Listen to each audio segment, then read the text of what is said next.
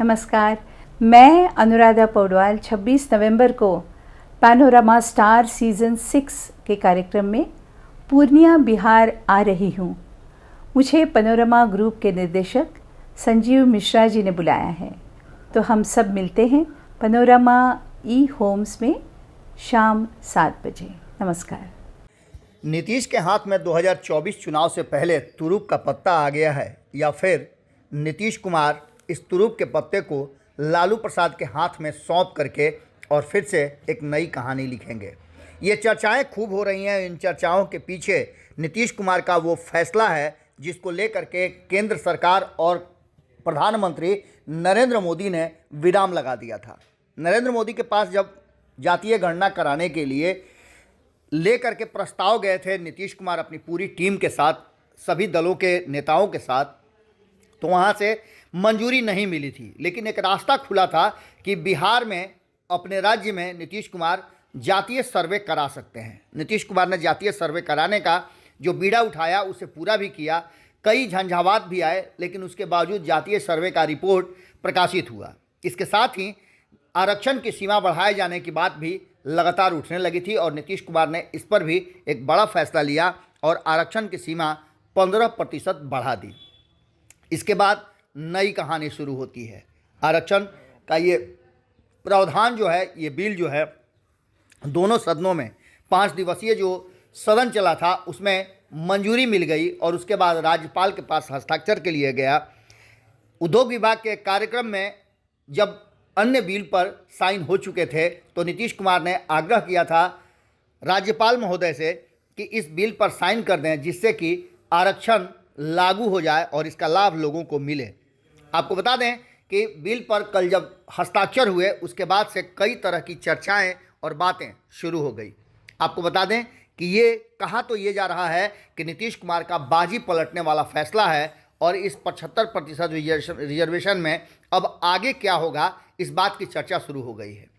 आखिर नीतीश कुमार इसको लागू करने में इतने जल्दबाजी में क्यों है और इसका सिस्टम क्या निर्धारित किया गया है, इसको समझने के लिए आपको ऐसा समझना पड़ेगा कि नीतीश कुमार ने आरक्षण की सीमा जो 50% थी और 10% EWS की थी उसको यथास्थिति रखा है। लेकिन जो आरक्षण की मूल जो सीमा थी 50%, उसमें 15% की बढ़ोतरी की गई है।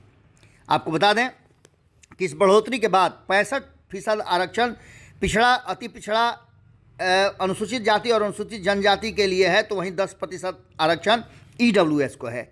25% खुली सीटें सरकारी नौकरी और दाखिले में जिन पर रहेगी सबकी दावेदारी, यानी कि 75% जो आरक्षण का दायरा है, उसके बाद जो बचे हुए शेष 25% है उसमें सभी जाति वर्ग के लोग आवेदन करने के लिए कहा जाता है कि उसमें आवेदन कर सकते हैं। इन सारी बातों को लेकर के नई नियुक्ति और दाखिले में मिलेगा इसका लाभ। वहीं मुख्यमंत्री ने इस पर हस्ताक्षर तो करने के लिए आग्रह किया ही था। अब हस्ताक्षर होने के बाद इसके दायरे के बढ़ने के साथ साथ अनुसूचित जातियों को 20%, अनुसूचित जनजाति को अब 2%, अत्यंत पिछड़ा वर्ग को 25% और पिछड़ा वर्ग को 18%, सभी के लिए 25% जो शेष बच गए हैं वो रहेंगे। तो वहीं 10% सीटें आर्थिक रूप से कमज़ोर वर्ग के लिए भी रखे गए हैं। इसके साथ साथ कई प्रावधान को लागू करने की बात कही जा रही है। 75% जो आरक्षण का दायरा हो गया है, इसको लेकर के नीतीश कुमार ने सभी विभाग को ये अधिनियम के प्रावधानों को लागू करने की बात भी कही है। कल ही नीतीश कुमार ने इसकी घोषणा कर दी। आपको बता दें कि इस पूरे मामले को लेकर के मुख्यमंत्री ने विधानसभा में आरक्षण प्रस्ताव दिया था। उसी दिन कैबिनेट ने इसे पास भी कर दिया था। फिर विधानसभा और विधान परिषद में पास होने के बाद छठ के दौरान राज्यपाल को भी सहमति आ गई थी। अब इसे गजट में प्रकाशित करते हुए तत्काल प्रभाव से लागू कर दिया गया है। इन सारी बातों को लेकर के जो बिहार में सरकारी नौकरी के लिए अनुसूचित जाति, अनुसूचित जनजाति, अत्यंत पिछड़ा वर्ग या पिछड़ा वर्ग के उम्मीदवार अगर जाति के आधार पर आरक्षण नहीं लेकर अपनी प्रतिभा के आधार पर चुने जाते हैं तो उनकी नियुक्ति शेष 35% यानी आर्थिक आधार पर दिए गए 10% और शेष बचे अनारक्षित 25% के तहत मानी जाएगी। इसी आधार पर उनकी बहाली होगी। सरकारी नौकरी में सीधी भर्ती के लिए 20% अनुसूचित जाति, जैसा कि हमने पहले भी आपको बताया था, इस 60% के दायरे को इस तरह से डिवाइड किया गया है, जिसमें 25% अत्यंत पिछड़ा वर्ग को, 18% पिछड़ा वर्ग को और 20% अनुसूचित जनजाति के साथ साथ अनुसूचित जाति के लिए 2% आरक्षण रखा गया है। इसके साथ साथ आपको बता दें कि जो अत्यंत पिछड़ा वर्ग है वो 18% है, अनुसूचित जाति 16% और पिछड़ा वर्ग 12%, ओबीसी 3%, ओबीसी महिला 3%, अनुसूचित जनजाति 1%, ईडब्ल्यूएस 10% आरक्षण का लाभ अब तक मिल रहा था। इसको बदल करके अब जो नया प्रावधान लागू हुआ है उसमें हमने आपको बताया कि अनुसूचित जाति 20%, अत्यंत पिछड़ा वर्ग 25%, पिछड़ा वर्ग 18%, 20% अनुसूचित जातियां और अनुसूचित जनजाति को 2%, वहीं ईडब्ल्यूएस को 10% आरक्षण देने का प्रावधान किया गया है। अब सरकारी नौकरी और सरकारी शिक्षण संस्थानों में नामांकन में 2/3 सीटें रिजर्व होंगी। आरक्षण के नए फार्मूले का फ़ायदा प्रमोशन में भी मिलेगा।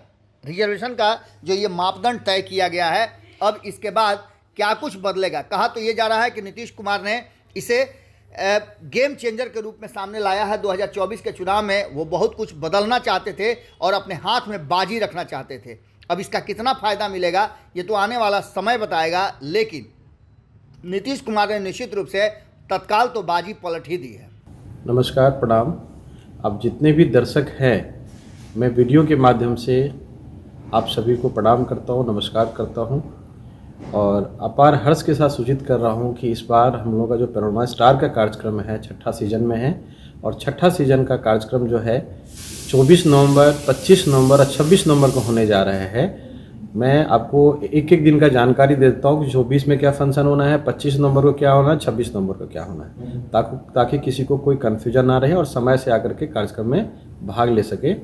तो पहला दिन फ्राइडे का है और 24 नवंबर है।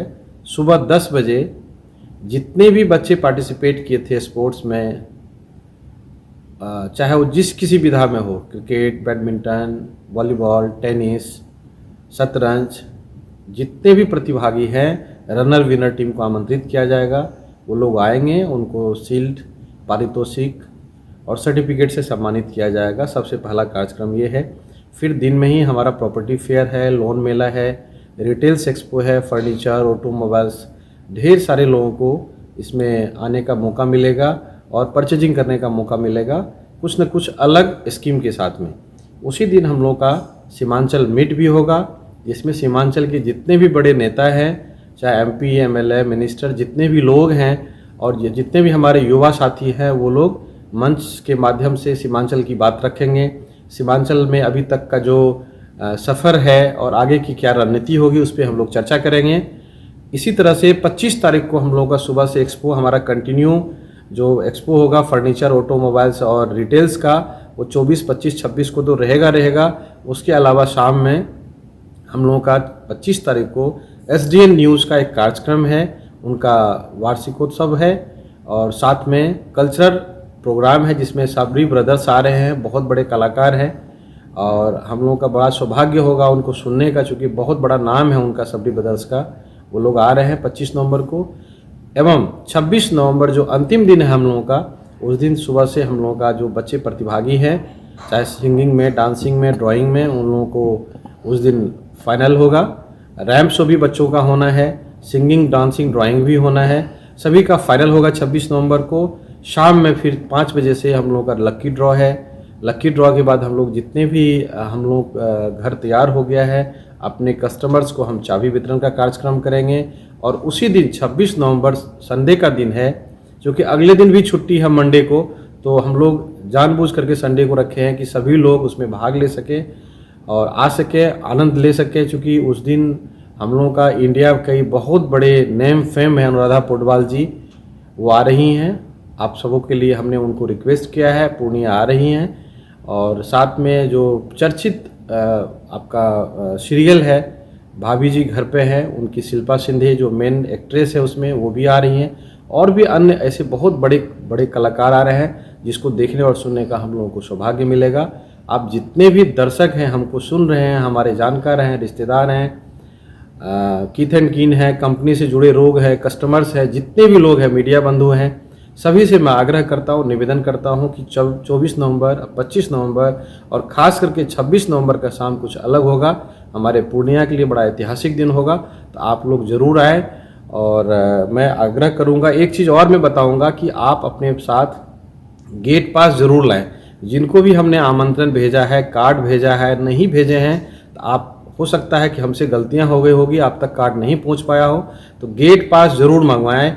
और एक चीज़, यदि आपके पास गेट पास नहीं पहुंच पाया है और यदि आपके पास मोबाइल पे सॉफ्ट कॉपी है हमारा गेट पास का, जो आमंत्रण कार्ड है वही हमारा गेट पास होगा। यदि आपके मोबाइल पे पहुंच गया है, नहीं पहुंचा, तो कहीं से मंगा करके आप एंट्रेंस गेट पे, चूँकि बिना गेट पास का एंट्री नहीं है, तो गेट पास अवश्य लाएं। या यदि मोबाइल पे है तो सिर्फ, लेकिन मोबाइल पे सिर्फ फैमिली वाले को अलाउ होगा, बैचलर को अलाउ नहीं होगा। फैमिली के साथ यदि आप आ रहे हैं और आपके मोबाइल पे गेट पास है तो आपको वहाँ एंट्री दे दी जाएगी। बहुत बहुत धन्यवाद, आपका इंतजार रहेगा। 24 नवंबर, 25 नवंबर, 26 नवंबर, फ्राइडे, सैटरडे, संडे। अगर ये वीडियो पसंद आई और वह बिहार के राजनीति और बिहारियत से सरोकार रखेनी तो सब्सक्राइब बटन दबा के चैनल के सब्सक्राइब कर ली। ओजे एगो घंटी बा, ओकरा बटन दबा देला से कुल सटीक और मारक खबर रुआ मुफ्त में मिल जाई। अगर रुआ पत्रकारिता के हमनी के नया प्रयोग में सहयोग कर चाहतानी तो ज्वाइन बटन दबा दी। पेटीएम नंबर नोट कर ली 9386816700। धन्यवाद।